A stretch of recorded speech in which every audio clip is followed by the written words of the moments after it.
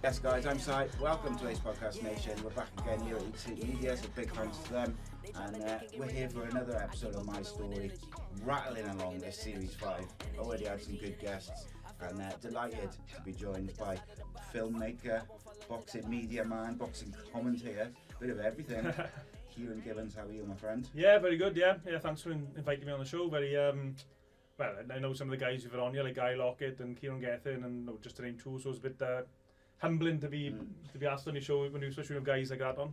No, it's just I like to have a range of people, right? You know, I've had rappers and bands and footballers, boxers, fighters. So as long as we don't expect me to do any rapping, we should be okay. No, right then.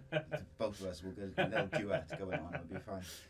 But no, like obviously you were working on Saturday at a boxing event doing the commentary and the filming, which I was lucky enough to go to. I really enjoyed it actually.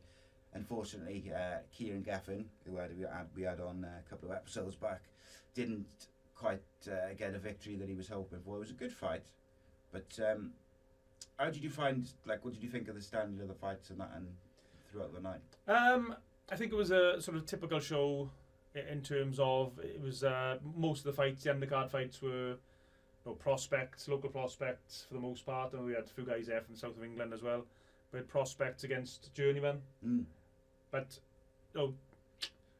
we had a good main event. So I think as long as you got one sort of 50-50 fight on a card or 60-40, that should be the standard. So it's good to have the undercard fights, and the fair play, all the undercard fights were really good as well. They were exciting to watch, but it is good to have a main event where you don't really know who's going to win. And I spoke to a lot of people in the build up to the fight, and there's a lot of different opinions on who's going to win the fight, which and I've got to say credit to Ciaran Gethin. He was fighting in his hometown. He could have probably fought anyone he wanted to, really. He could have picked a journeyman himself and he still would have sold the place out. Yeah, and all his fans probably wouldn't know any different, because most people don't know how boxing work. Like, he could have fought some guy from Eastern Europe and beat him up over 8 rounds, and his fans would have all cheering and happy. Yeah, happy. So just want to say full credit to Ciaran Gethin for taking that risky fight. Yeah, and I think it was really interesting fight. Like, it was quite close, and I think particularly in the early sort of first 3 or 4 rounds, I thought Ciaran generally had the better of those, and he did catch him at one point, and I thought, oh, there we go, this is going to be it, and the round sort of ran out. But I was very impressed with the footwork of Yaxley in particular, but it's just his head movement. He just stayed away from Ciaran from that sort of 4th round point. Yeah, he even when he got him in the corner, he would just skip out of it, and he was very. I think Yaxley, very clever. He sort of grew as a fighter during the fight. You could see he started off the fight, the first round, aggressive. Then he got caught, he got a bit hurt. Gethin caught him with a few really good punches. He actually weathered the storm, and he looked a bit hesitant for a while. And it took him a while just to gain his composure, maybe his confidence. I don't know, I didn't speak to him after the fight, so I'm not quite sure how he felt. But then around the middle point, as you said, he seemed to gain his confidence, and he found a good style where he didn't necessarily have to get too involved in a fight as such. No. Just using his footwork, throwing the occasional jab, and his jab was really good. That was a really good jab from Sean Yaxley, powerful jab. Whereas Ciaran Gethin's jabs are more flicking shots. Yaxley was really putting power in every shot, every jab he threw, and just clever footwork. Yeah, I was impressed. I thought he was really good actually, Yaxley, and I agree with you. He sort of grew into it. You could see he was getting more confident, and also I'm sure Ciaran said when I spoke to him that Yaxley had only done 8 rounds before. Yeah. So it was the first time he'd done the full 10 as well. Because I said to my father-in-law as the fight was going on, as the fight went on, it did look like Yaxley was sort of starting to take the fight away from Ciaran a little bit. And even though I thought it was still quite close, I thought Yaxley sort of had the edge. I think it was Ciaran, when he got in punching range, he threw really good combinations, and you could see he obviously got the power to hurt Yaxley, but it was just the footwork. Yaxley's footwork was always just a slightly step ahead. For the most part, and Ciaran Gethin was always just didn't have the footwork to cut the ring off in time and pin Yaxley on the ropes. It's interesting, isn't it? Because so you had that fight, and then there was a fight earlier on. He was the guy I was asking you about. I forget his name. Aaron Bird. Yeah, Aaron Bird fight where he was fighting this bold guy. Darryl Sharp, and Darryl Sharp was trying to call him on a lot, and he wanted it to be in the pocket, and he close up and fight in, and Aaron Bird was, didn't want none of that. He kept his distance really well, and it was interesting because Bird obviously being the Welsh guy, people in the crowd are saying, "Oh, look, he's doing really well." he's staying the distance, and he's using his reach and stuff like that. And then in the main event, he actually did the same thing, but you heard there was a few murmurs of, oh, he's scared of him and he's chasing him, and he's having to, he doesn't want it. Yeah. And it's interesting, like yeah, but I think with Darrell Sharp, who a lot of people don't know watching the podcast, he's had about, I think that was his 122nd fight. Wow. On Saturday night. I mean, he's lost probably the vast majority of those, maybe 90% of those contests, but he does spring the odd upset, and he's a very clever guy. I mean, he's been in with some really good guys like Liam Williams, just for example. Okay. He fought a guy, what's his name now? One of the like reality star shows a few weeks ago in New York Hall, which I commentated on, and so he'll normally have a look at a guy, and then if he feels he might be able to spring an upset, he'll push on, but if he can't, he'll go into like sort of defensive mode. Whereas with Aaron Bird, he probably looked at his record. He said, he's having his second pro fight here now. I'm going to try and get a win. And he looked like he was going for the win, Darrell Sharp, on Saturday. And I've got to say credit to Aaron Bird as well, because with his inexperience, he could have easily been drawn into that fight and end up fighting Darrell Sharp's type of fight, which would be a brawling, mauling type of fight, and given an opportunity for Sharp to get a win or a draw, perhaps. But got to give credit to Bird. He stuck to his game plan really well. Was quite disciplined, didn't fall for any of the traps, because Sharp was goading him the whole time, talking to him. I actually said on commentary, I've commentated on probably half a dozen of Darrell Sharp's fights now, and if he got paid for the amount of talking you do in a boxing ring, he'd be a very, very rich man, because he just doesn't stop talking. Like some referees tell him to stop talking, he just pays no attention. Yeah, he pretty much tried every trick in the book, didn't he, to goad him into it. And yeah, like you say, Bird has done well to sort of live with that. And my father-in-law said to me, he said Queensberry rules is the art of boxing is to hit and not be hit, or something to that effect. Yeah. And it's like, so even though sometimes I think crowds can get a bit frustrated with it, I think there's a skill to it. And I was impressed, like I said before, I was impressed with Yaxley, as much as it hurt me, because I really wanted Ciaran to win, and I was gutted for him. But I think it's just getting the balance. You got to, depending on the fight, like probably, I guess it'd be interesting to see what Ciaran Yaxley had to think about that fight, because I wonder what he thought, maybe looking back, maybe he should have pushed it a little bit more. He seemed to be a little bit bigger. He seems a naturally bigger guy than Gethin, because Gethin, I think, moved up a couple of weights over the years.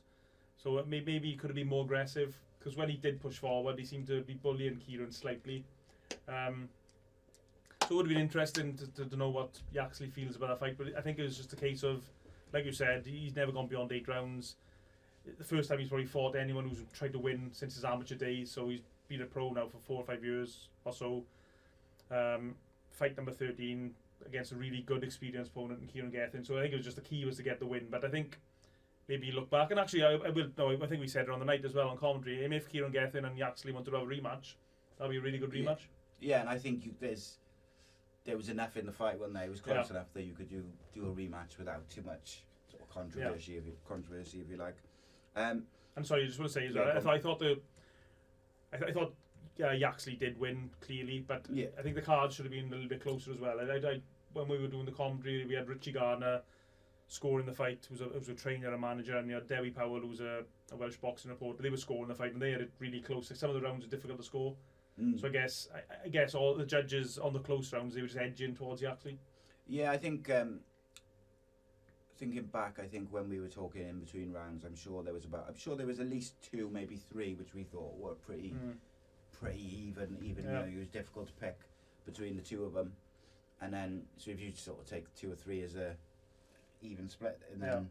But I think it was the jab. The jab was the key for Yaxley, and the fair play was a brilliant jab, really powerful, and then when it landed cleanly. Yeah, and I think as the fight went on as well, I think Ciaran got a little bit frustrated with the chasing of him, and there was one round later on, I think it might have been 8, possibly 7, where Ciaran didn't chase him, and he kind of stood his ground in the middle, and he actually took more damage in that round than he had when he was sort of trying to corner him and stuff. So, no, it was interesting. It was a good night. I really enjoyed it, and like I was saying to you just before we started, they looked after my wife, who's got a broken coccyx at the moment as well, as security did. And I think as an event, like, obviously it's only the second one that Ciaran's promoted and done himself, and I can only imagine the stress and the work that goes into putting on everything. Yeah, I mean, it's called professional boxing, but people, when they turn the TV on to watch boxing, or whether they click on to watch a fight on YouTube or whatever, it all looks very professional. You've got the referee, the judges, commentators maybe, or whatever, and it looks really good 99% of the time, but people wouldn't believe the chaos that goes on behind the scenes, and the organisation, and sometimes just the blind panic, just trying to get everything right. And that's where it was on Saturday night. There were so many things happening. It was a difficult. Well, it wasn't a boxing venue; it was a market hall, so the market stalls out to shut people away. Certain things hadn't been done. There's a lot of other things going on, but it all just seemed to come together. Bang on 7:30. That's what you want, isn't it? I mean, not normally when I'm doing the commentary, I like to make notes on things. I do like to do a bit of research, but it was literally we set everything up. Literally, just as we set up, the first fight was taking place, so we just got there just in time. Be sweating now and the last minute. Oh well. But it's good. I mean, and I got to say as well, fair play to the officials from the British Boxing Board of Control. They were really good on Saturday night. Working with us, because it was like a race against time to get everything ready, and they were very cooperative, and just give them a little shout out as well. Excellent. So I want to talk a bit about another thing which I was getting about, which is James Lilly's fight recently. But I think before we get to that, we'll save that for a bit, because obviously I want to talk about your film as well. Let's talk about you a little bit. Kind of where did it all begin with you in terms of, talk to us a little bit about your early life and then your sort of journey into the boxing side of things? Okay, well, I was in the army. I joined the army straight from school. I left the army when I was about 22 and started doing other work. But I've always loved boxing, basically. I had a couple of fights as a schoolboy. I had a couple of fights when I was in the army. It wasn't particularly good, but just I always enjoyed it, so I've always been a big fan. And the way it started with the boxing media was my missus, she used to like boxing, but as I've grown to be more involved, I think it just annoys her now more than anything, so she sort of doesn't bother as much, but she used to really enjoy boxing, and she used to love Manny Pacquiao and Ricky Hatton. Okay. So when they fought back in whenever it was, I was actually picked my daughter up from nursery, so I was waiting for her. I was in the local library, because we didn't have internet or phones in those days, so just on the local library, said, Manny Pacquiao, Ricky Hatton are doing a press conference in London. Yeah. So I was like, right, okay, well, I'd love to meet Manny Pacquiao, so I was Googling away on the computer in the library, and I managed to get the phone number of one of Ricky Hatton's press guys. So I just give him a phone call, so look, I'm a boxing reporter. I was nothing. Yeah. I said, could you just put my name on the press list? And they, yeah, okay. I said, okay, and I'm a photographer as well. Yeah, okay. So her name is on the press list. Me and my missus went to London for the press conference in the Imperial War Museum. I mean, you can Google it now, all the pictures are still online. And it was such a massive event, because people, perhaps the youngsters watching this maybe, Manny Pacquiao was a massive name in world boxing. Ricky Hatton was a massive name in British boxing. The event was huge. The press conference was like thousands of people there at the press conference. I mean, most press conferences, if you go to them, the promoters are happy to have you there. So they'd like you to email them in advance, but you don't bother. You can just normally turn up and get let in. Especially if you go to a lot of them, the security guys will recognise your face and just let you in. But with this one, because there's so many people there, there were proper boxing people, media, not being let in because they hadn't bothered emailing. Whereas me and my missus were there. Me and my had to borrow a camera off someone because they didn't own a camera at the time. My missus had bought a notebook from Tesco's to pretend to be a boxing reporter, and we were just let in amongst. So we were there. It was amazing. We were there. I shook Manny Pacquiao's hand, chatted to Floyd Mayweather Senior, talking to Freddie Roach, the trainer, as well. I was thinking, wow, this is a memorable day, that is, isn't it? This is a good idea. You can just if you've got a camera, you can just get these boxing shows. I bought a good camera, and then I just started going around the small hall shows in Wales, taking pictures of the boxers during the fights. I mean, the promoters were happy to have me there, because this is back in the day before there was any YouTube channels or anything. So I was just taking pictures of the boxing, the small hall shows, publicising the events. Boxing News then started buying some of the pictures off me for the boxing magazine. So it was like a massive thrill for me just to see my pictures in Boxing News, one of the oldest boxing magazines in the world. Yeah, it's awesome. Is how we kind of just took your natural love of it. Yeah. On the off chance, went for a little day, which created these incredible memories, and then got a bit of a bug for it and grew from there. Yeah, and I just sort of just kicked on with it. Then really, Nathan Cleverly, he was training with a guy, Dan Owens. So I don't know if you know Darren. He actually trains Jamie Evans, who boxed on Saturday night. So I said to Darren, there was any chance, and I also do a little bit of videoing as well. I done a video course, only like a 1 hour a week video course, how to film home videos. How to film holiday videos was meant to be. Was the title of the course, a free course I used to do back in the day. So I had a video. I spent about 3-4 grand buying a professional video camera, and I sort of said to Darren, who was strength and conditioning coach for Nathan Cleverly when he was on his way up. through the ranks. I said, any chance we get an interview with Nathan? So I said, okay. He said, yeah, okay, we sort out. So I need to do Nathan. I contacted a boxing show that was used to be on Channel 4 on ITV4 called KOTV Boxing, or KOTV Weekly it was called at the time. I said, okay, I got this interview with Nathan Cleverly, do you want it? And so they bought the interview off me. I was like, okay, this is pretty good. Yeah. And then they said, any other interviews for us? So I interviewed Carl Froch, interviewed Ricky Hatton, interviewed the Eubanks, because this was the time before there wasn't really many YouTube channels. So No, yeah. it'd be a lot more difficult to do what I did now, because boxers get inundated with interview requests because there's so many people out there. Whereas back in the day, and at the time, KOTV Weekly was the only boxing show on terrestrial TV in Britain. So used to be on the early hours of a Wednesday morning. So the fighters are always happy to, you know, when you say you work with a TV channel, they're always more than happy to give interviews. So like I said, I went all over the country interviewing all the big names. Yeah, and I think as well is like obviously when boxers are on their way up, like someone asked me the other day, or the other week, sort of I didn't know them. They wanted to start like a YouTube thing, and they just said, oh, how'd you get all these people from football and boxing and stuff and MMA? And to be honest, I said a lot of it's just I just started off. When I started, I literally started with, right, who do I know? Okay, and I was like a smallish list of footballers and athletes and stuff. And then it was like, right, who do my friends know? And then it kind of grew from there. But what I've found with fighters, both from MMA and boxing, really, is on their way up, they just want to get their name out there. So they're more than happy to give you their time. They're more than happy to come down for podcasts and that.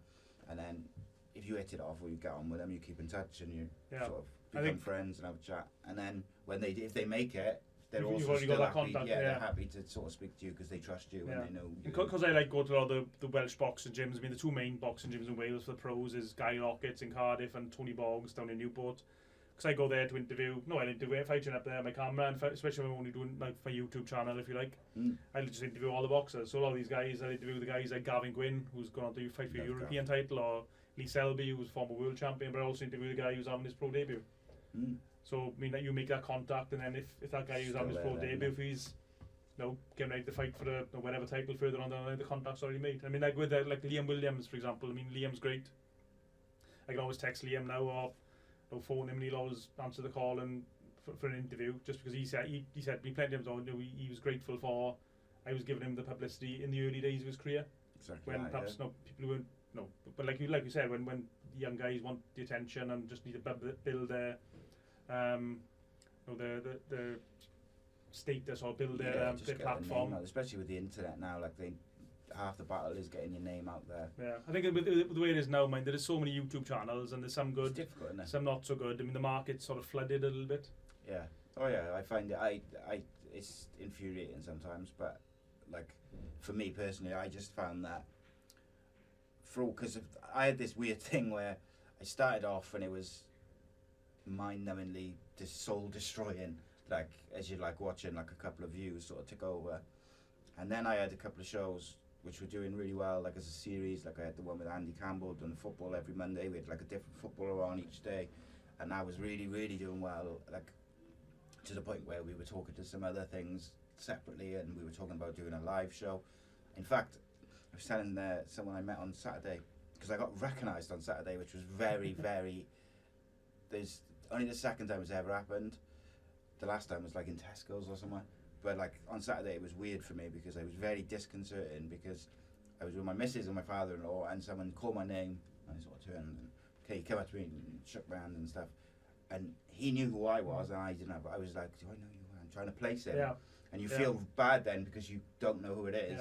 And then he sort of said from the podcast. It was a great plaudits for you for. Well, I think consistency when you're doing like podcast. I did a short podcast just when I was during lockdown, just to try and stop myself going crazy. Yeah. Just interviewed a few guys I was in the army with, guys who had different experiences.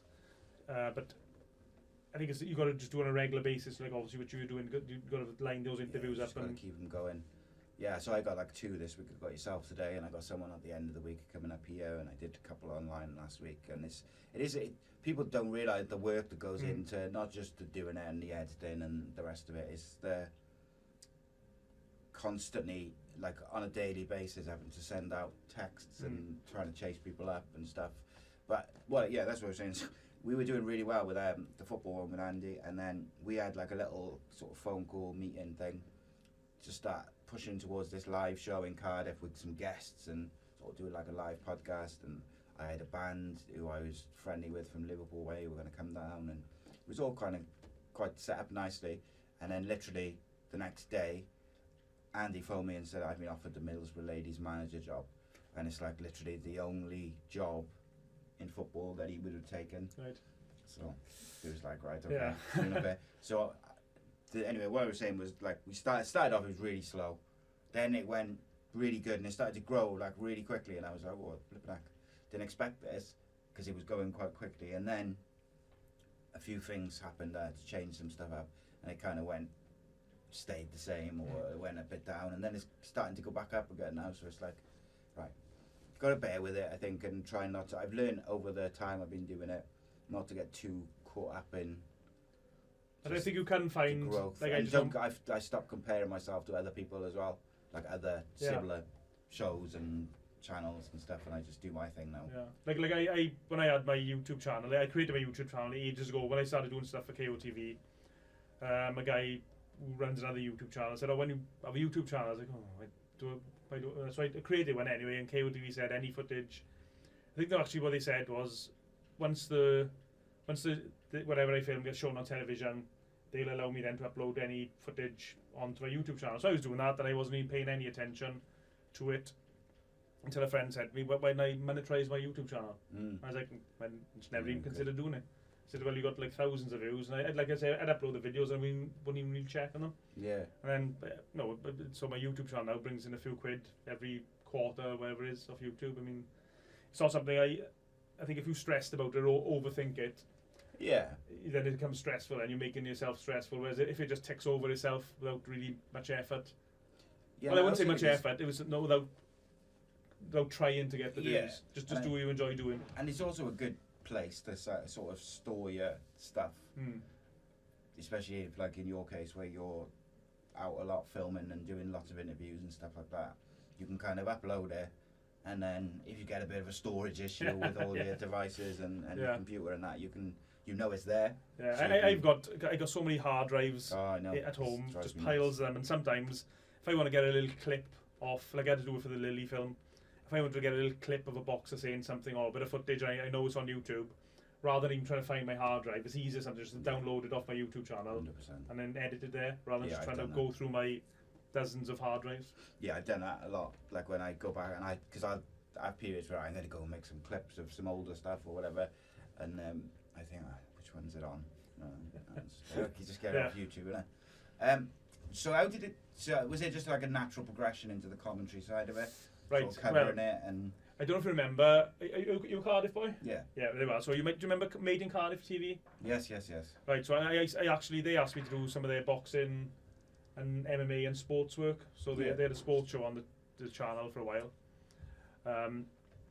So I had to go for a meeting. They had an office in St Mary Street. So I had to go for a meeting there one day about some boxing thing or something like that.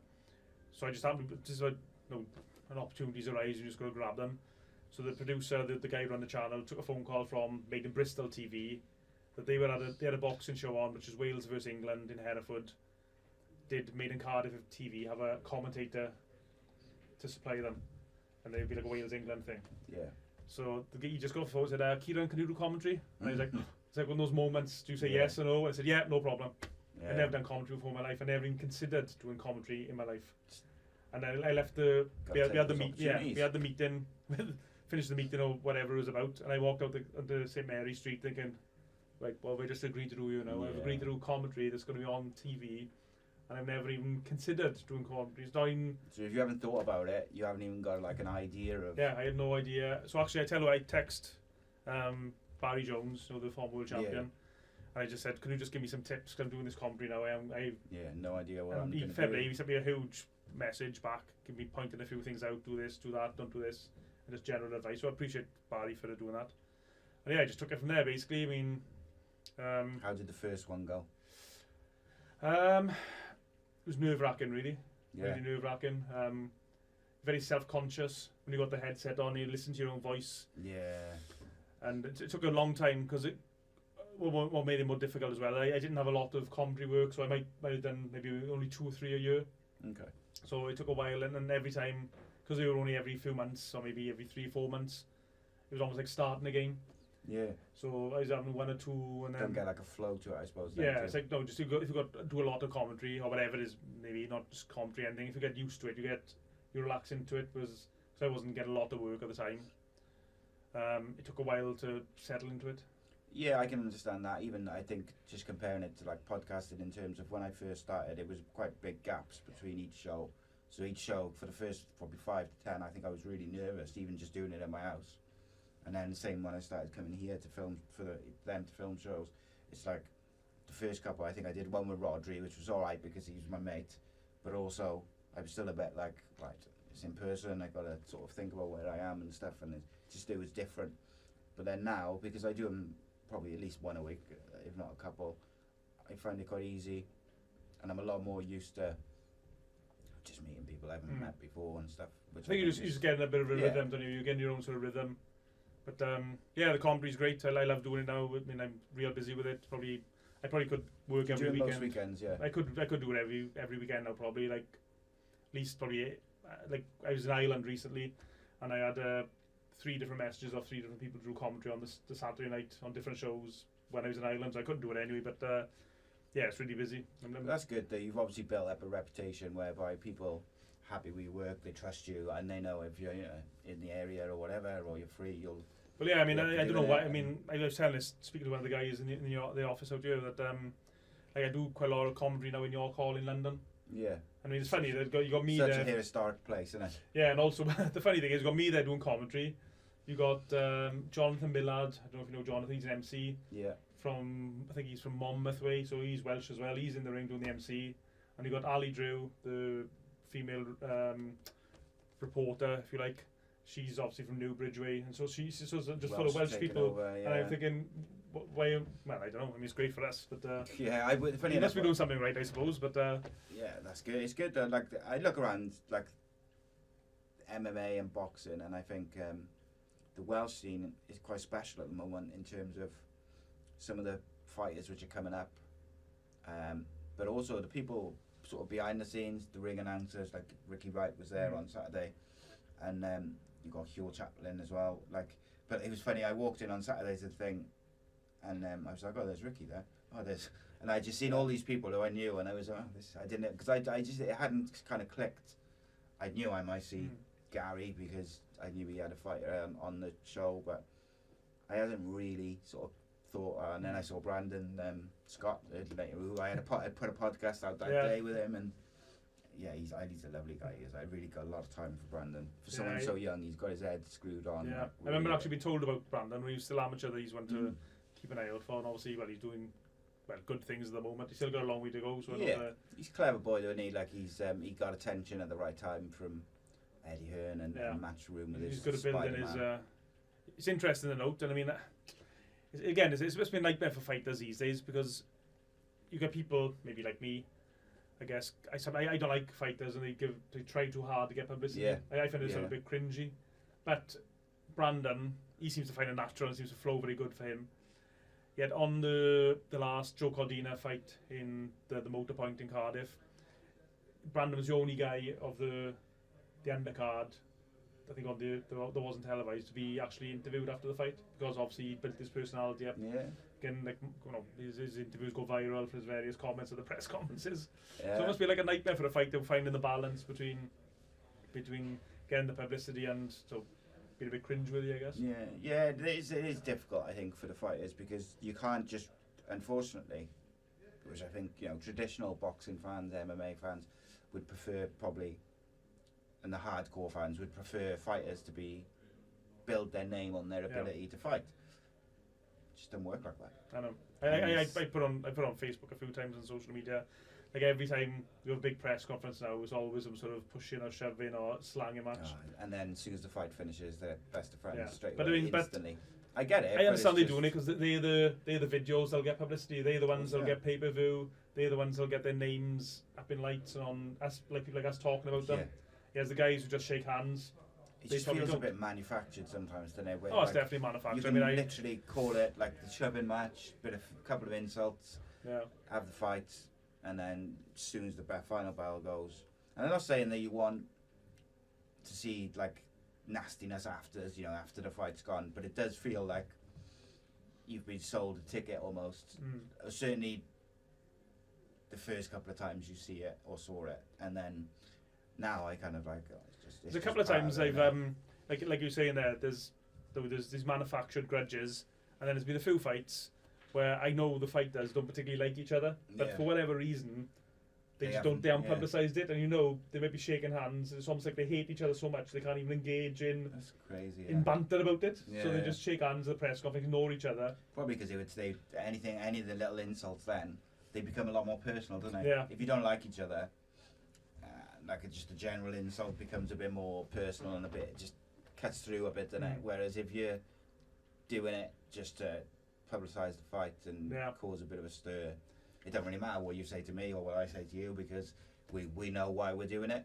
Whereas if we dislike each other, something mundane gets through a bit, doesn't it, I suppose. But yeah, it's interesting. Yeah, just on the commentary, I was going to mention it because a few people have asked me, and it gets brought up on Twitter now and again. Me and Enzo Macanelli, I don't know if you saw, Enzo's posted this a few times, but we were doing commentary on, it was an S4C show. Okay. So we were doing the English commentary because I don't speak Welsh, unfortunately. But so me and Enzo were doing the commentary on it was a pre-recorded fight, but we were doing the commentary off the TV monitor in front of us. Right, okay. So it was when the main fights finished early, so we were doing the commentary. So it was live on television, but off a TV screen in front of us. Yeah.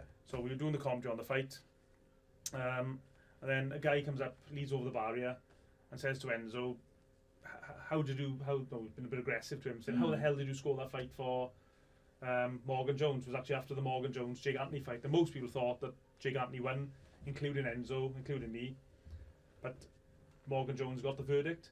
So for some reason and the guy was a Jake Anthony fan, for some reason he thought Enzo was a judge, not a commentator, so he started having a right go at Enzo in between the commentary. While you were doing the commentary? While we were doing the commentary live on S4C. So he's on a right go at Enzo, thinking Enzo, and Enzo was saying to him, like, and there's a break there, an ad break, so Enzo was able to turn around and talk. So I said, look, one, I'm not a judge. Two, I thought your guy won. Yeah. But for some reason... And three, well, like live on TV, innit? Yeah, but this guy, for some reason, just could not get into his head alcohol, but that's the thing, he didn't even seem drunk. He just didn't seem... He just seemed angry. Yeah, just seemed angry that his guy had lost and he felt he should have won. But me and Enzo both agreed with him. We said, mate, we think your guy won as well. And then the adverts finished, so the fight was back live on TV. Enzo was still arguing with this guy, or the guy was arguing with Enzo. Enzo was pretty cool about it, really, considering the guy was being aggressive. So I was trying to do the commentary, and this argument was taking place just over my shoulder. And it was one of those surreal moments. And Enzo was like pressing the mute button on his mic. At this point, Enzo, I don't think he really cared about this guy. But he did. It's got trying to do your thing, commentating and stuff, do your job, innit? And he's got some guy like someone's got to move him eventually. Especially bear in mind, like Enzo probably could have knocked him into the middle of the next week with a flick of his finger, probably. But he handled it pretty well. Enzo, to be fair to him. Yeah, I like Enzo a lot. I've spoken to him a couple of times over messages, and I'm hoping, like, once his schedule opens up a bit, he's going to come down and stuff. He's a very, very busy guy, and he's difficult to pin down for interviews and that type of thing. Yeah, no, and in fairness to him, I think I tweeted him and we didn't follow each other, or I followed him, but he didn't follow me, and I just tweeted him and said, oh, do your thing, really like, big fan, like to get you on.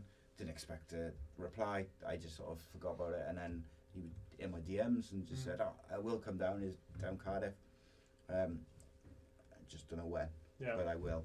And he just seems like the kind of guy who, and I've had a couple of guys like that who've said yes, but I can't do it now, but I definitely will. He'd be a great guy to have, because he's such a knowledgeable guy, and he's knows boxing, so absolutely loves boxing. He's one of those guys, Enzo, he'd say himself, if he's allowed to, he'd be fighting until he's 100, because he just loves boxing so much, loves competing so much. Yeah, and like I enjoy speaking to people, whatever they do, whether it's boxing, football, music, films, whatever. Like, I just enjoy speaking to people who are passionate about what they do, because you can feel it in them when they're talking about it, and you can feel it about when they're telling stories, and sort of relating to it. It's I just enjoy that. I think it's infectious, isn't it? And I think he seems like a guy who's very in love with boxing, and it's good that he can still be involved in it. I think as well, because I think, you know, historically some fighters do struggle when they finish, and I think for the most part, if you can stay involved in some form. Yeah, I think Enzo's lucky in that he was already involved in amateur boxing. Yeah. When he was still fighting, so when his career has come to an end, like I mean, he always threatens a comeback, but I think he has sort of said he's not coming back now. But the move into full-time training was fairly seamless because he already had that. Whereas a lot of boxers, they retire, they don't really need to train anymore after years of dieting, years of training, and then just there's a huge vacuum that they can't fill. Yeah, it's tricky. Like, why do you think so many struggle with that return to, I don't know, for lack of better term, civilian life of? I just think it's just that reason that if you're Because it's very regimented, isn't it? I mean, you've got to make a weight, unless you're a heavyweight, you've got to make a weight. So you've got to cut your weight. So you're spending like large periods, months of your life dieting. So and your life revolves around dieting. Real limits what you can do, limits if you go out on the weekend, limits if you go for a meal with your missus, limits if you go to go out for a few beers, watch a football with the boys on the weekend. Yeah. So that takes over your life, and then you got the training on top of it, and then the fighting. But then when you retire, you haven't got to do these things. So, but this has consumed up so much of your time in your previous life as a fighter. Then all of a sudden you've got this massive vacuum where you haven't got to be running in the mornings, you haven't got to be dieting, you can eat and drink as much as you want. And there's just this huge amount of time you got in your hands. Yeah. And if you haven't got a hobby as such, or if you haven't got anything else to do that, and boxing was the only thing you were doing, then there's just you find yourself with a massive amount of time. So I suppose that competitive edge as well, and it like I think there's Danny Batten, who I used to do the sort of MMA and boxing show, but mainly MMA show with. He was like a world champion and stuff, and he's got his own gym and he trains fighters and stuff. But I think he said one of the biggest things he missed was getting ready to compete and competing, and when you take that away, you become very frustrated very quickly because you almost haven't got an output for your energy naturally. So it's interesting because obviously historically many boxers have struggled after. Yeah. I think as well some boxers feel they didn't quite achieve what they wanted to achieve. And even guys who won world titles, they're still frustrated because they maybe wanted to win another world title, or a certain fight didn't happen that they wanted to happen, so always bugging them in the back of their head. Yeah, and I think it's the same for anyone in it with like ifs and buts, and you can look back and find stuff. But ultimately, I think sometimes we focus too much on. Of course, we should. I'm not saying like we shouldn't focus on the ones who have struggled, because we should, and there's obviously places like Ringside Trust and that who try and help charity. These guys. But like also, I think we should focus on the guys who have been able to go on and do good things after boxing. And like I look at Gary Lockett's coming here a couple of times, and I see like he's in the gym every day and he's in unbelievable shape, and like he's training the next generation sort of thing. And I think he does a lot of work. I think with Sky. I think is it Sky or is it the other Box Nation? He does. Yeah, Sky, I think it's I don't. Yeah, I mean I haven't seen Gary on Sky for a while, but I think he does like the BBC shows and the SOC shows. He's their go-to guy. Yeah, and I think that's good, isn't it? Like I like seeing. He's very articulate guy. He's very intelligent guy. He speaks very well, comes across very well, and like you said, it's great to see him doing well after boxing. But I think Gary might be slightly different, and well, he'll tell me when he sees me next if he watches this.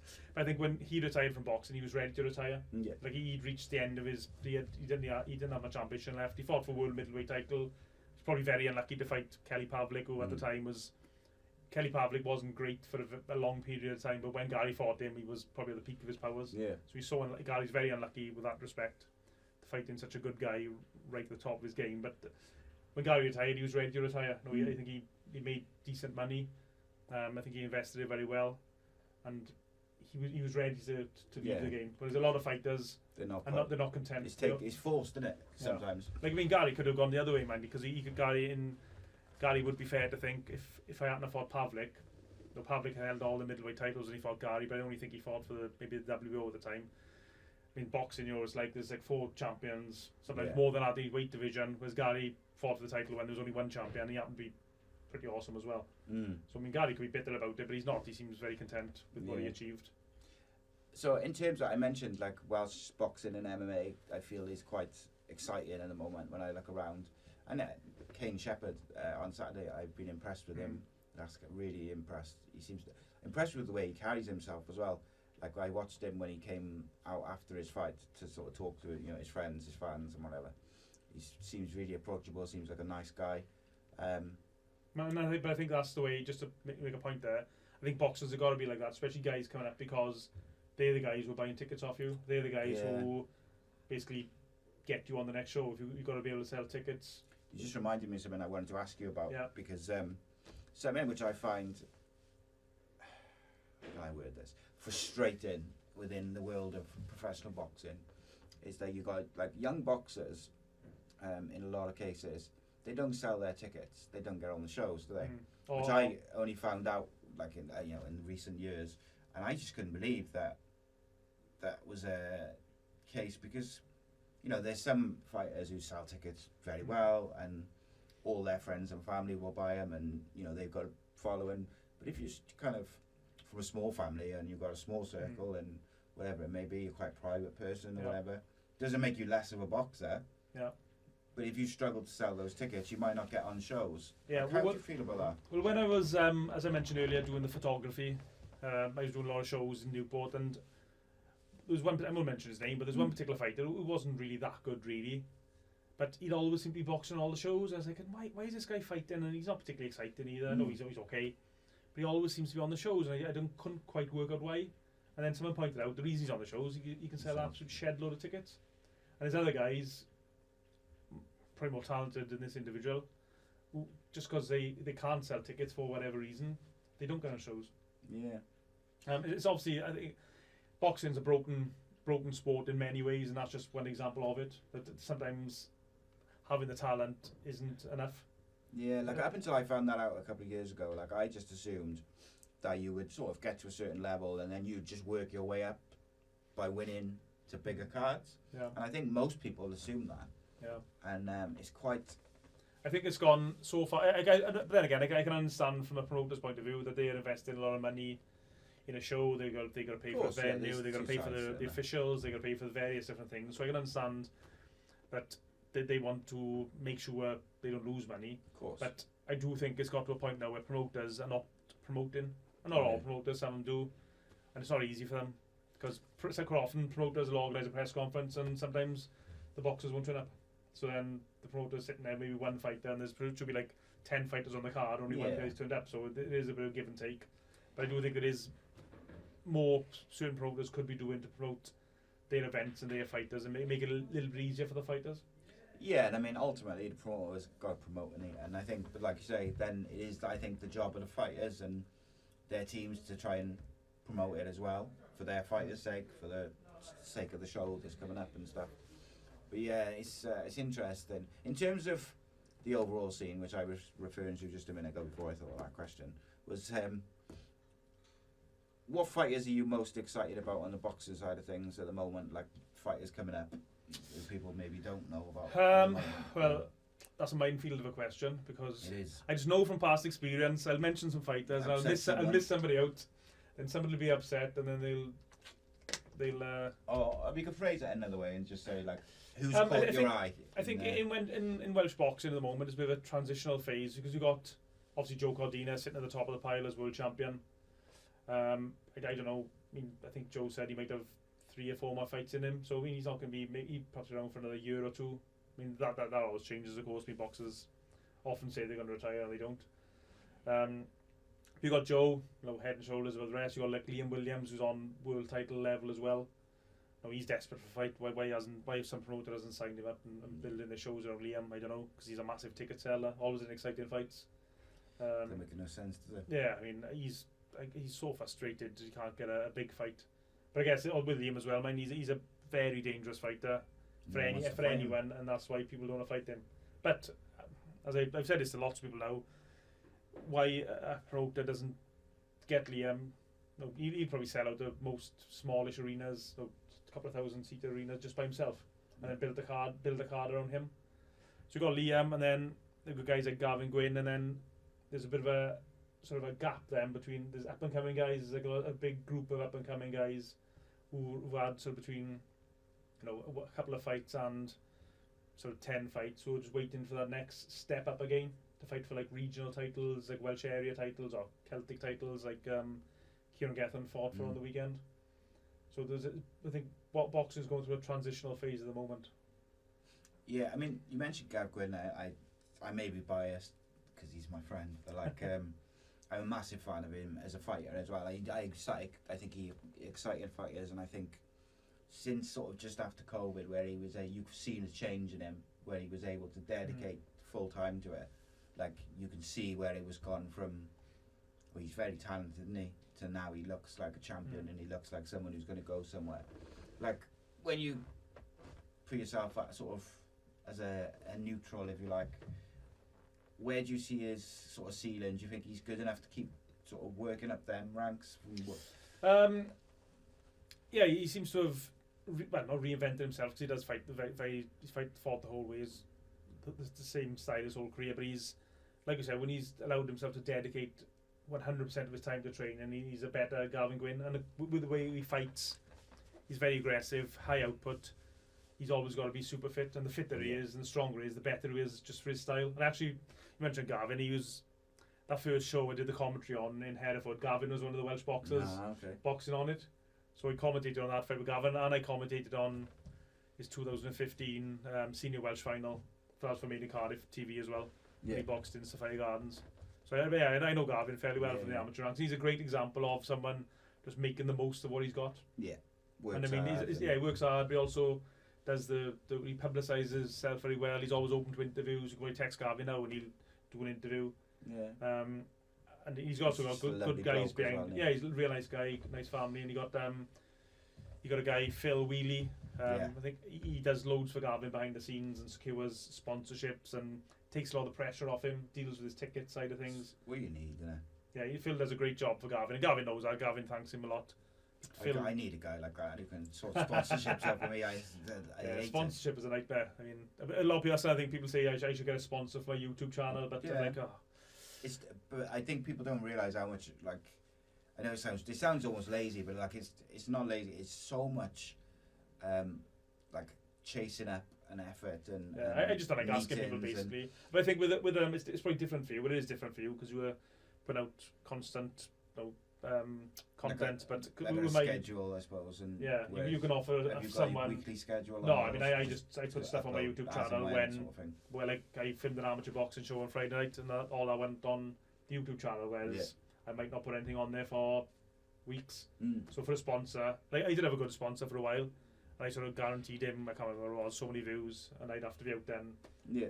So that dictates, and obviously if I'm busy doing other things, I just haven't got the time to dedicate that now. So yeah, the frustrating thing for me I find with it is a lot of sponsors, so like at my level, where it's doing all right, but it's not like big, is a lot of the sponsors, particularly the bigger brands, they'll do like, oh yeah, you promote us and you make an ad for us and you do the work for us, and then if whoever buys the product, then we'll pay you. Yeah. And it's like, so I'm doing all the work, and you're effectively just getting the benefit of it, and it feels a bit like that.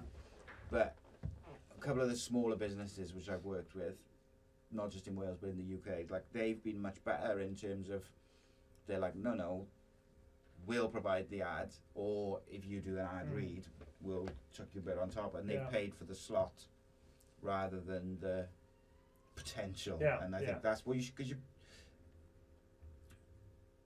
you're working for it, innit? And it feels very much like, I won't name the brand, but there was a brand which I had for a bit, and they weren't happy with just like an ad read and read the code and talk about the product. They wanted me to film something with certain graphics and videos and little clips in, and I was like, well, that's a few hours editing, voiceover, recording, and it's like, alright, it might only be a few hours, but it's still a few hours of my time. Which you're telling me I might get paid for. So it feels a bit, so it is frustrating, that is, because I feel like I'm like on the brink of sort of, I need a little bit more growth to hit that sort of point where, and my other problem is like a lot of the sponsors who I speak to, like local businesses and stuff, they're quite often people I know or I'm familiar with, and then they're like, "Oh, how much is it to sponsor?" And you're like, "Well, this is my price sheet." But you almost feel like you should be like bringing it down for them, or yeah, you you should, want like, to give mates rates. Yeah. And I find it very difficult. I'd rather almost negotiate with a stranger because then Yeah, I so feel if like you I just owe keep them it anything. purely business. Yeah. Well, Yeah. what I did in the one case was I just said, look, this is the sheet. I said, it is what it is. But I said, if you wanted to sign up for a longer period, then we'll bring it like right down. Yeah, like yeah, you find out if you have friends. I think in boxing, you everyone knows someone, so you always it's like a very sort of small community, and people do sometimes expect something for nothing. They'll, especially with video, with video and photography. Yeah, they just Like you wouldn't say to a builder, go and build me a wall for free. Whereas if you're a photographer or a videographer, then other people will go to you, oh, can you just do this video for me? I said, well, yeah, okay, well, it's going to cost you. Yeah, I was asked to film someone's, not a wedding, like a vow renewal type thing. And they wanted me to do it for free. Yeah, well, there's a guy, a mountain biker, quite well known. I know he wanted me to do his video on him. I was like, yeah, okay, and we was back and forth, just messaging, how we're going to do it. So I just said, oh, it seems you're an up-and-coming guy, you know, when I went out, I'll only charge you. I said amount, which is not very much. And he was like, oh, I'm not paying that much. I was like, well, I'm literally, I'm not even making any money on this. Giving up a day, like. Yeah, but yeah, it would have been like a lot of editing, like hours and hours of editing and filming. No, like, my equipment's worth like thousands of pounds. Yeah. And you've been literally expecting it for nothing. And you almost thought you were doing me a favour. Yeah, I see a lot of people, photographers, get taken advantage of a lot from people they know. And like copyright law as well. I mean, that's out the window these days with social media and the internet. Like pictures that get ripped off now. Like I've seen loads of my pictures pop up on various different things. I've seen like some of my footage as well popped up on quite big organisations which shouldn't strictly be doing it. Or they should at least ask you permission before you use them. But I've had that's one thing I try and do. If I use anyone's footage of pictures, I always contact them first just out of courtesy. Yeah, it's like someone, who was it? I can't remember. Someone like clipped about one of the interviews done with a footballer and put it on his YouTube channel. And I was like, just send me a message. I wouldn't do it. You know, I'm not the sort of person to say, you know, you've got to pay me or something like that. I might if you was Sky Sports or something, but it's just some other guy doing his thing on YouTube. I wasn't bothered, but I just thought it was a bit naughty because you are then just using someone else's work to. Yeah, I got a good story for you then. I haven't even said a story for a long time. When I was working for Made in Cardiff TV, I did an interview with Lee Selby when he was fighting Gradovic. Gradovic was a champion, Lee Selby was a challenger at the time. So I did an interview with Lee Selby about the fight, interviewed his trainer Tony Borg about the fight, and interviewed Guy Lockett, we've already mentioned, about the fight. For Made in Cardiff TV. And Made in Cardiff TV, they weren't paying me very much money, but I was happy just because I was interviewing boxers, so you see stuff on TV, so it's great. So I was there one day at home, and interview pops up in BBC Wales. And so I was, oh, okay, in boxing, okay. I said, oh, God. I said, Lee Selby, wow, he's done this interview with the BBC in exactly the same spot. Same camera angle. Exactly same, he's the exact same clothes on. And Gary Lockett pops up on TV. It's like, well, Gary's sitting questions as well. Basically, Made in Cardiff TV had given the footage, all my footage, to BBC Wales, and they just broadcast it without paying me a penny. Without. Yeah, well, they probably Made in Cardiff. Well, I'm guessing Made in Cardiff, even though I didn't have no written contract with Made in Cardiff TV, so. Still your footage, isn't it? Oh, it's my footage, yeah, definitely. But there was. Yeah, so just like a heads up and a. Yeah, but there was. No, BBC, national broadcaster, multi-million-pound organisation. Used my interview with Selby, Gary, and Tony Borg, and I didn't even tell me. I wouldn't have known if I had something to be watching the midday news that day. That's poor, that is, isn't it? That's really poor. Like, yeah, but I couldn't believe it. I was thinking, exact same clothes as when I interviewed him. Did you ask him about it? Yeah, I spoke to one of the guys at Made in Cardiff TV, and they just said, oh, we got some sort of deal with BBC where we help them out if they can help us out type thing. I'm glad you've got that deal with BBC, but I haven't. Yeah, I didn't get a penny out of it, and I know. I mean, I don't know what deal they had, but they had the better end of the deal because I know much Made in Cardiff would pay me, and that wasn't very much. But then are they still going Made in Cardiff? No, it's a shame really because it could have been an absolutely brilliant channel for. I mean, this is the stupid thing. Made in Cardiff TV. They did a sports show. What was it called now? Some quirky name, Left Field Right Pitch, which I don't think is a very good name for a sports show anyway. But they were focusing on like grassroots sport, which is great. But they should have been focusing also on the big, like you got Cardiff Blues, no Cardiff Rugby now, isn't it? Yeah. Cardiff Blues at the time, big organisation. Cardiff City, again, people love Cardiff City. Maybe Glamorgan cricket. That's what's going to bring people Yeah, in. bring the viewers in. But they were just totally focusing on kids' sport, which is very like niche. I mean, unless it's your kid on TV, you're not going to be interested in watching. And I was the only one. I was like interviewing Guy Lockett's fighters, Tony Borg's fighters, and whoever else. Steve Robinson I'd done an interview with was pretty good. But I was interviewing guys like that. I was the only one providing any sort of high level content for their show. So then they wondered why then that no one's watching it. Unless it's little Johnny, who's your kid on TV, you're not particularly interested in watching. So it was just a wasted opportunity. Really, it could have been a really good local channel, and it's a shame, really. Yeah, it was. I had this weird. I have to dig it out and see if I still got it. So I had a message. It's a good couple of years ago when we were doing the show with Andy. When we used to have a different someone from football every Monday, and it was just a different player. And a lot of them were like Cardiff based, but it was from everywhere. We had current players, everything. It was quality because it was like you got to see footballers how you never see them. They weren't in media mode. They were just relaxed and chatting, and they were taking. We'd ask them live questions from the people watching and stuff.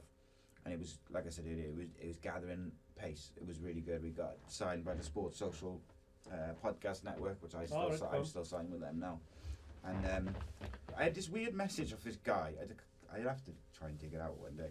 And he said, would you be willing to put the Andy Campbell football show on Made in Cardiff TV? But he had no, like in his bio, he had no friends or anything. Like it was all sort of, like maybe it was super private or whatever, I don't know.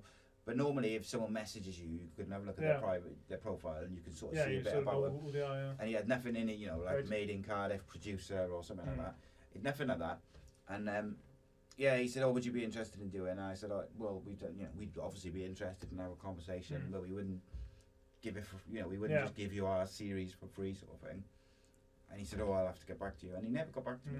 And it was such a weird thing because I thought it was very strange to message me on Facebook anyway. But then I thought, well, what's the benefit of like someone pretending to do it? Like, I think when they started out, I mean, I could be wrong on this, but I think when they started out, they were getting so much funding from, I think it was maybe BBC perhaps, or maybe S4C. And then the idea was, as the funding went down, their advertising revenue went up. Okay. But just because they had poor sports shows, just for example, I thought it was poor anyway, sports shows, it just didn't, that never happened. So as the revenue went down from the BBC or whoever it was giving them money, the advertising revenue never went up. And then obviously got to a point where I think they missed the boat. Yeah, definitely. And like, we, I'm trying to think, like, we used to do between sort of 5,000, 10,000 views, like live on a Monday night, and then we'd have probably similar numbers in downloads after that. And it's like, I'm sure Made in Cardiff wasn't getting probably a great deal more than that. Probably a lot less, I would say. Yeah.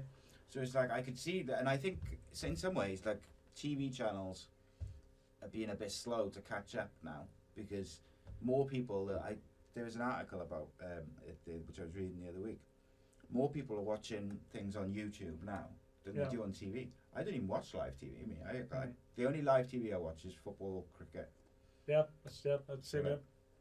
And like, I think TV channels have almost been a bit slow. Some of them are starting to bring it in. I noticed on Sky now, they've got some of the guys who used to be doing like different YouTube shows. They're doing like segments in the different football packages and stuff they do, which I think is clever because it's what the kids, like my kids' age, our kids, that's what they watch. Like, it makes sense. But and I don't think I think like Sky also missed the boat on doing or having like a Sky Sports podcast channel or something on YouTube and getting some of there's some incredible like football podcasts out there, for instance. I think a problem that like big broadcasters have, like Sky just for example, since you mentioned them, is that they got certain standards they got to keep to.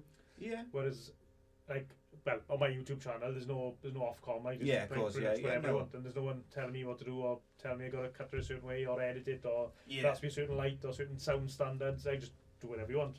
Yeah, no, and I get that. I just think you got to move with the times as well. Definitely, and I think yeah. when you look at some of these video podcasts and on YouTube and stuff, like the standard is incredible. Like, and, I mean, even these now, this is like. Yeah, you got a great setup here. It's I don't know. I just think TV channels and small channels. Go back to Made in Cardiff.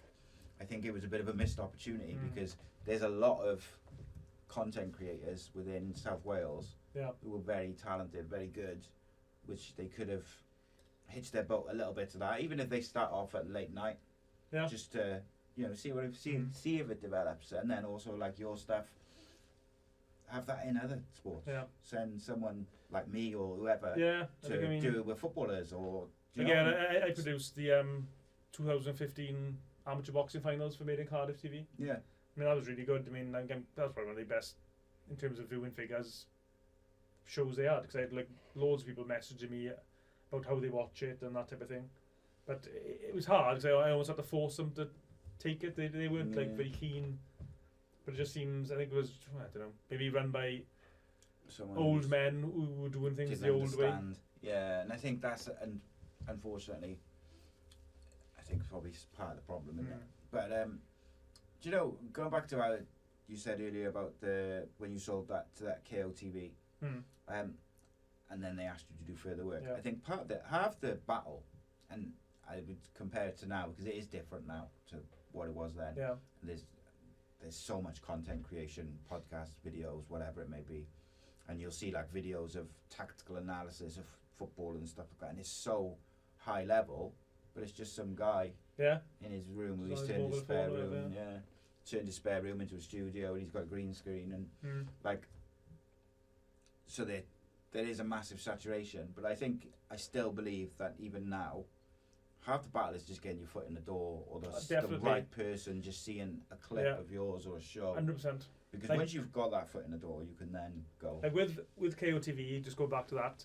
I was lucky. Like if you said someone that, because now it's different. Like some, as you mentioned just there, some of the online broadcasters are in higher regard than the TV broadcasters. Whereas back then, like 12, 13 years ago, it was, if I'd have phoned up Ricky Hatton, let's just say for example, or Ricky, I do you mind if you do an interview with me? Who are you? I work for an internet channel. Chance I'd say no. Whereas at the time I said, Ricky Hatton, I work for KOTV Boxing, it's on Channel 4. Do an interview? Yeah, great, no problem. Whereas now it's gone the other way. Whereas the internet providers, as you were saying, they got higher viewing figures than the TV channels.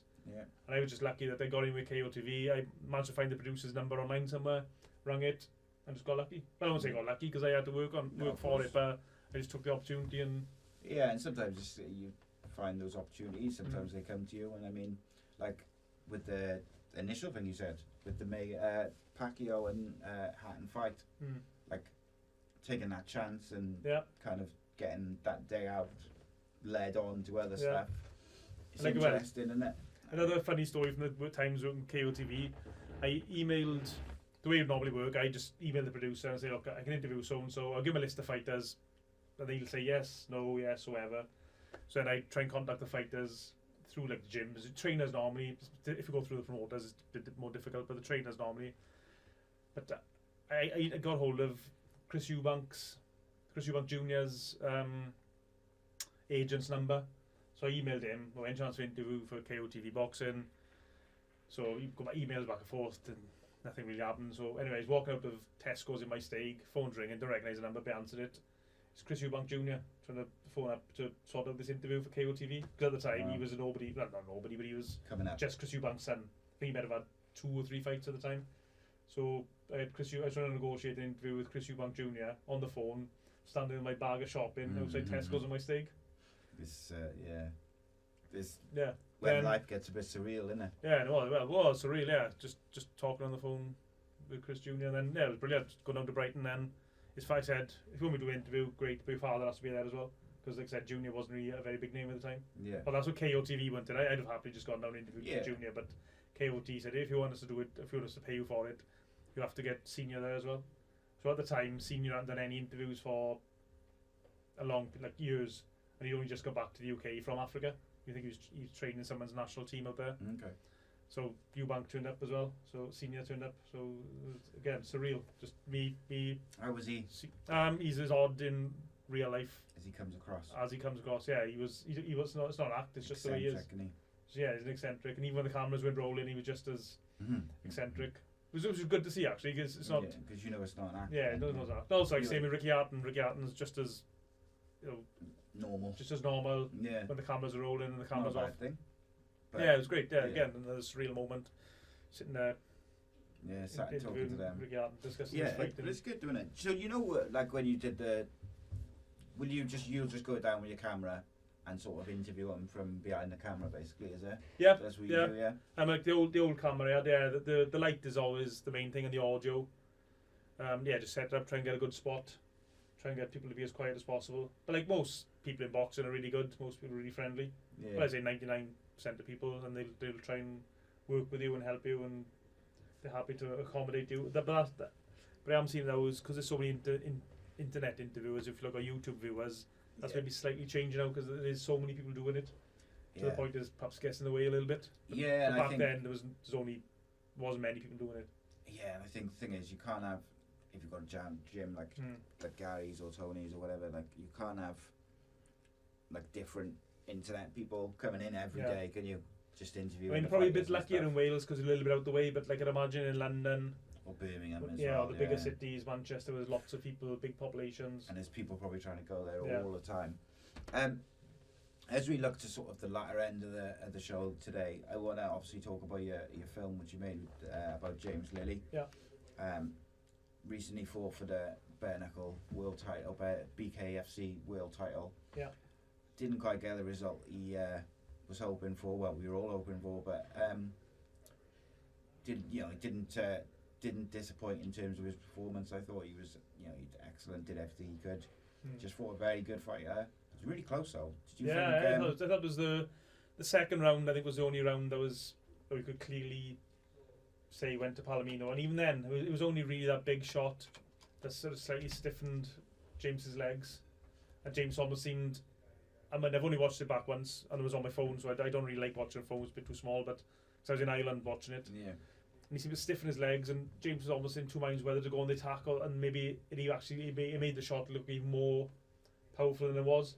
So he got caught in between minds whether to go forward or go back. But it was only that round, really. All the other rounds I thought really close. Like James was just falling short of the jab, it seemed, watching on my phone. Yeah, I didn't think he was far off in terms of his performance, but I think, like you say, that one round was the...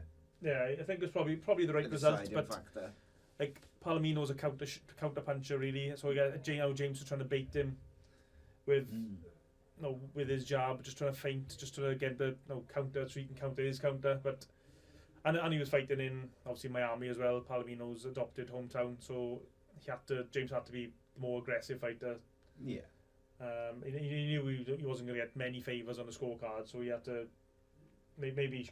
I think James is sort of beating himself up about it a little bit, saying he should be more aggressive, but. If he'd been more aggressive, he could have walked onto a big shot. So it's easy to say in hindsight. I thought it was a brilliant performance by James, and I thought that he's proved now that he's in the elite level of BKFC, and they love him in America as well. Yeah, it's amazing. They absolutely love him in America.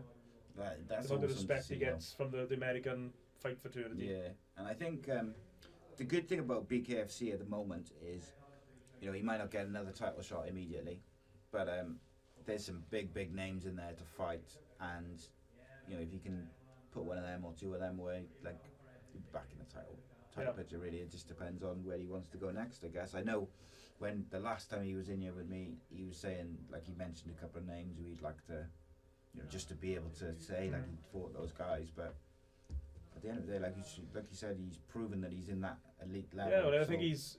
Don't just be happy to be there. Go and take those big names. It's amazing, really, how quickly James's career has transformed from, as you see in the film, when you watch it.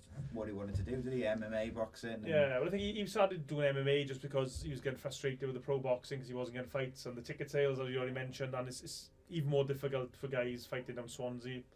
It's difficult for guys in Wales anyway, but it's even more difficult the further west you go. I think he just started doing MMA just because he was guaranteed more fights. Yeah. And then the same with the bare knuckle boxing, but I think he's adapted his style now to suit bare knuckle boxing. Yeah, a lot of the bare knuckle boxers in Britain and in America, they still fight like boxers. But James, he's adapted his style and he throws his punches slightly different from slightly different angles. And like I said, he's at the elite level now in BKFC, and depends how things go. Maybe some titles may become vacant, or Palomino just wants big fights now, so he may vacate his title. I don't know. And I think James, if that title becomes vacated, he's going to be in the conversation straight away. And also, like I said before, if he's not and he ends up fighting one of the bigger names and he was able to get the win, he's back in that conversation anyway. So I think I did message him the other day and I said, don't be too disheartened by it, because it's not like he knocked you out in 10 seconds or whatever, and you kind of, everyone still questions whether you're at that level. I mean, that was elite level bare knuckle boxing.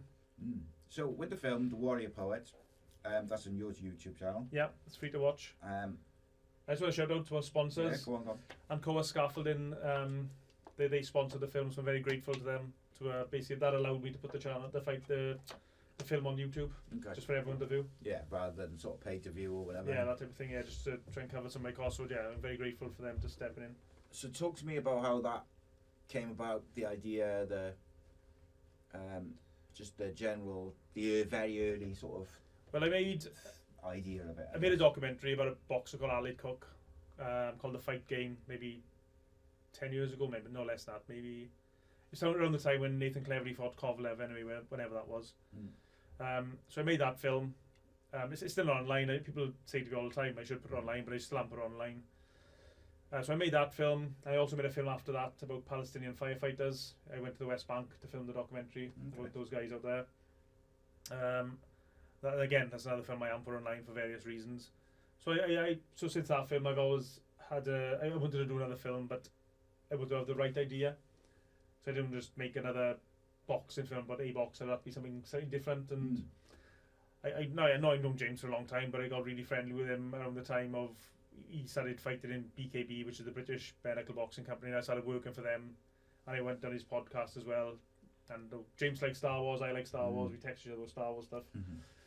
And I can't 100% remember where the idea even came from to do a film, but it must have been mentioned at some point. And then he signed with BKFC, the American bare knuckle company, and he had a fight fairly late notice, his first fight in America for them, and it was just too late notice for me to do the film. Yeah. But then we still kept on talking about it, and then he had this opportunity to fight in New Orleans. I was lucky that I was pretty quiet work-wise around that sort of time in February. So I can't even. I don't think he even said, "Do you want to do a film?" Or I don't think I even said to him. I think the idea was just there.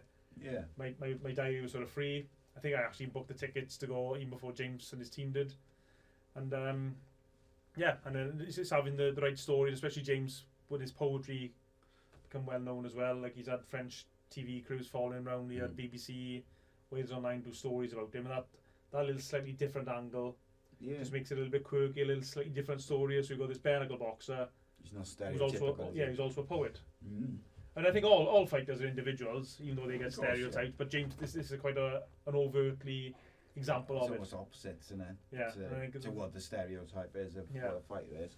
But I mean, I probably will end up asking to pick your brains about documentary, because I've got a couple of ideas of little films which I would like to make myself, and I'm kind of like at the point where I had the idea about sort of 6 to 8 months ago, and I know like I've even sort of worked out like the layout and who I want to speak to and all these different things, and I kind of just keep putting it off for a variety of reasons. So I might pick your brain about that. Yeah, no problem. Just because just the logistics of it. Like, did you do it all yourself? Like everything, the filming, voiceovers, and the lot. Editing. The editing, Editing, so much fun. Yeah, well, actually, with this film, I can imagine it's much more fun to edit something like that. Yeah, with the previous films, the Palestinian documentary and the other boxing documentary I made, they were difficult to edit, really difficult, because I had to use other people's footage, I had to get permission, and I was emailing people to use bits and bobs, so that makes it hard work. Whereas this, everything I had was my own, apart from the fight footage, which BKFC allowed me to use, which is great. And the film, it went no, in my head I knew roughly how it would go. The only bit I couldn't really plan for was the actual fight itself. Yeah. You know, there's a few things that could have happened in my head. I didn't like to think about them too much because I invested quite a lot of money in making this film. But I was thinking, what if one of them gets injured before the fight? Then all this filming, all my time and money's gone down the drain. What if one fails the weight? What if, there's lots of different things that could have happened. Lots of connotations. What happens if James loses? They still make the film, but it obviously won't be such a good happy ending, yeah. So it won't be like, it won't be a film that you probably want to watch too much, I guess. So there's lots of, there was the fight was the unknown. That's everything else went as I sort of thought. I've been on boxing a long time, so I know most of these things work. But then you got the New Orleans on fight day. That's when anything could happen. Yeah, of course. I find it fascinating, that side of it. Like, what is the rules on footage and stuff in terms of using it in something like that, like a documentary or something like that? Is there because I saw one clip of some guy saying, oh yeah, you can, as long as it's under certain amount of time, 30 seconds or whatever, you can use it. And if you look on YouTube, there's a big list of sort of examples of how you can. I think you can use on YouTube at least like fair use for if you can use stuff for like research purposes or for, I can't remember exactly they word it, but in my case, I don't want to make a film and then all of a sudden someone emailed me and said you've got to take this off. So with all the films I've made, I've always just got permission, an email, not verbal. I've had an email permission. So if anything does come back and we say, look, you allowed me to use this. Like with the documentary on Alid Cook, I had permission of Frank Warren to use some fight footage from his show in Cardiff that night. And I had for the Palestinian film, I had permission of a news organisation who allowed me to use their news reports. And in this case with the Warrior Poet, I had permission of BKFC to use their fight footage. So I just think it's easier, better to get permission. Yeah, you don't want to make a load of work, a load of effort, and there's certain things you can do to work around if they don't give permission. But why?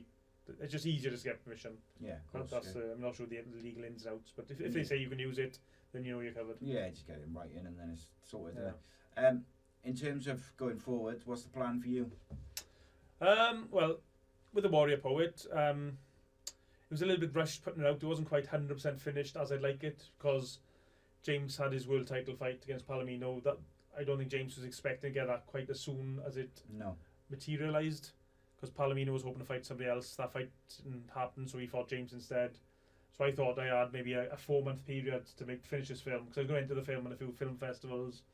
There's a couple of different things I wanted to do slightly differently, but then when this fight got announced, I was like, oh, right, so what do I do?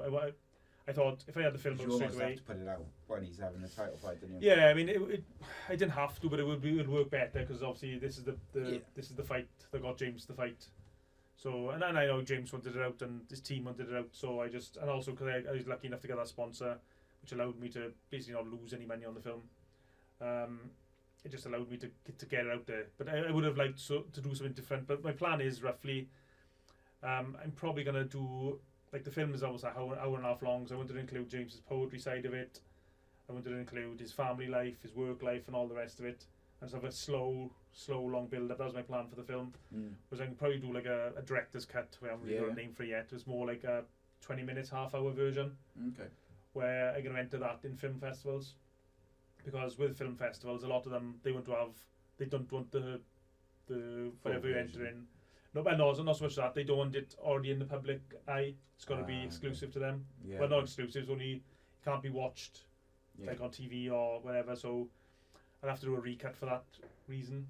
Okay. So I'll probably just do a recut, like a half-hour version or 20 minutes, half-hour, and enter that in a few film festivals and just see where it goes, basically. Yeah. Like I mean, I won a few awards with my Palestinian film and my other previous film, like film festival awards. So I do think I made this film better. I'd like to think it's better, and the mistakes I made in the previous films, I'd like to think I've corrected them this time. So I'll just enter in a few festivals and see where it goes. Well, I'm hoping I'm going to watch it. I sat down yesterday because my missus and my father-in-law had a drink on Saturday. I drove, so I don't drink much anyway. But so I was like, oh, the kids are all out. She's sort of just chilling. I can just sit down and watch it, and literally, as I press play, my middle son phoned me, and he's like, Dad, I can't get home, can you pick me up? Yeah, but the thing with the film, destined to not watch it at the moment. not just this film, or the 2 other films I've watched, like the Palestinian one in particular, I got asked. That's probably been shown like in maybe about 4 or 5 different countries. People can't access that though now, can they? I keep on meaning to upload it, but there's a few reasons why I don't. But I should upload it. But that film was sort of taking me to America. People paid for us to go to America to show it, and it's been shown all over the UK and shown in Ireland.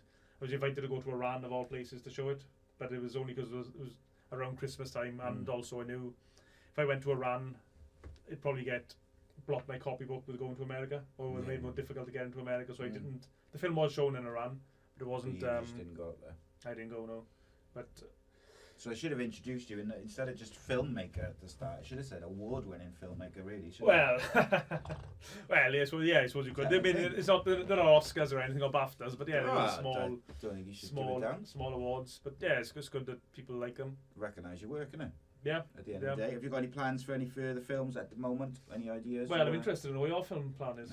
I'll tell you after the camera's finished. I think it'll do quite well. I really do think it's a genuinely an interesting idea, and I think there's some legs to it. And I think just from the feedback which I've got, the only problem with the film, no problem. The only issue is, as you probably know yourself, do editing and things, that once you're sort of committed, it takes up so much time. People don't appreciate. Like my missus would be there, so I got a little sort of office. God, I would imagine with something that long, you've got to be almost doing it on a daily basis. Yeah, like every day, I just get up, coffee, turn my laptop on, start editing. But sometimes I could be editing a bit of footage, and my missus will have a look, and she'll ask me about it, and I'll tell her, and she'll come in, like, she'll go to work, come home, I'm still editing the same little bit of footage. She said, you've only done like 30 seconds. Yeah. Every time you cut bits out, you change the colour, you change the audio, add a bit, take a bit out, do this and do that. It's just so time consuming. So at the moment, I haven't got any plans for any full films. I actually got funny enough, I was talking this, but I come from an Irish family, so all my relatives are Irish. I was talking to somebody the other day about doing a short film. It's exclusive for you now because I haven't told anyone else this. There you go. I don't know if you know much about the Irish Easter Rising in 1916. A little bit. Where they rose up against the British Empire. Yeah. It's possible, though, I'd have to do a bit of research. The first British soldier killed in that was actually a guy from Maesteg, from a place called Cairo, Maesteg.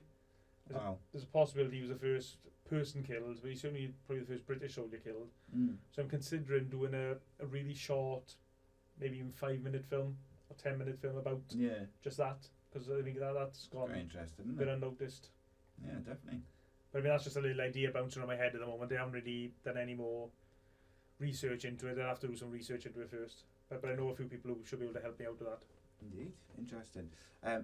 Right, what I'll do is I'll drop all Ciaran's social media links in the description below. I'll also put a link to the film in there, so please do check it out. Warrior Poet.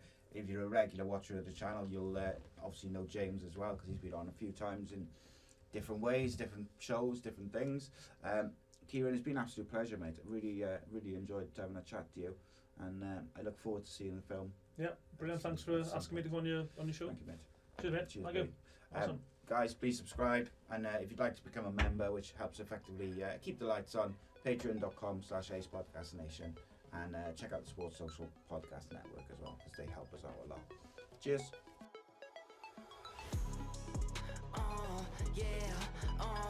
Yeah,